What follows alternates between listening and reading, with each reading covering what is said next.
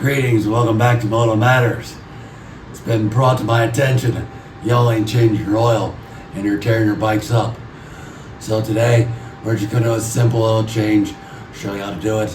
It's easy, not scary, don't be intimidated, and do it often. Your bike will thank you and it'll keep running for you. First thing you'll need to do is get it off of the big stand, put it on a triangle or a kickstand if you have one. Now here, I'm going to pull the skid plate so we can get to the drain plug. One of the things you want to do with the skid plate is take the time to clean it. This isn't very dirty, but if there's mud up under there, clean it all out. Get it nice so that way you're not potentially contaminating the engine. Here we are, just cracking the plug loose. This bike only has one drain plug. Some bikes have two or even three. Look at your manual, your owner's manual, service manual, find them where they're at. A lot of times you can get away with just pulling the big plug, then there's sometimes a secondary plug. Lean the bike over, get the oil to drain from both sides, put the plugs back in. There we are, drained. Don't forget to tighten your drain plug.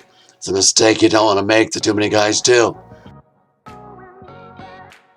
Here we are, loosening the oil filter cap, going little by little on each side because it's actually spring loaded.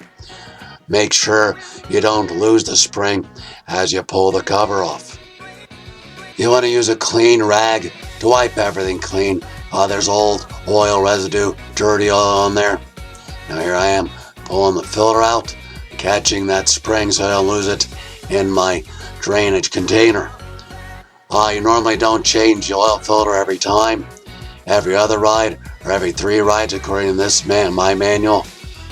I normally go every 3 rides and have never had a problem putting a little oil on the seal there so that way the cover goes in nice, doesn't catch an edge.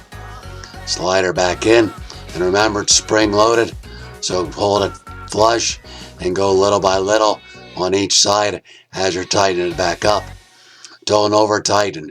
You're steel into aluminum and you can strip the threads real easy. So just nice and snug. If you don't know what that is, use a torque wrench and a spec. Here I am just wiping the bolts for the skid plate.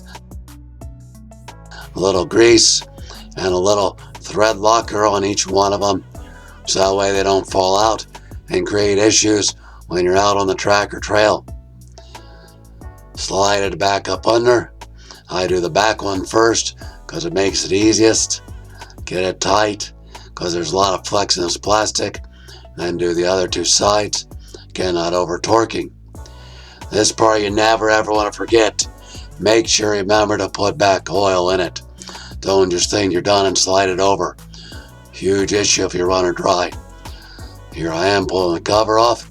Again, wipe it clean as to not get any dirt down inside. Here's a little cheat. Oil's cheaper by the gallon, but rather than use a container, a graduated cylinder, just use a 1-quart container from an old bottle of oil. You can fill up to the side and it goes up to 1 liter and just a little over to get to my 1.1 liters. Now I'm going to use a funnel. On this bike I do, other bikes I don't. If you can pour it easily without a funnel, it's fastest and works best. But here, just to keep from making a mess, I'm going to use a funnel. Make sure you always clean your funnel. Don't contaminate the engine. My 450 has a dipstick. Checking it out. 250s, I believe, have a sight glass on the other side of the bike. You want it always towards the top or side of the dipstick or the sight glass. And here's the part I always forget to do. Reset the tachometer. That's all there is to it. I cannot stress the need to change your oil often enough. I change every 6 hours based on what kind of riding I'm doing. Super tight, a lot of clutch. I might change it more often. A lot of like open trail, road, dirt, gravel, road type riding, I might let it go a little longer. But 6 hours or just when it starts to get dirty, change it. Clean oil will keep a clean engine that'll last a long time and it'll get way beyond the recommended service intervals, which most of us can't afford to do. This bike has 218 hours on it. Still runs great, never been rebuilt. So change your oil often. Keep your bike running well. Thanks for watching.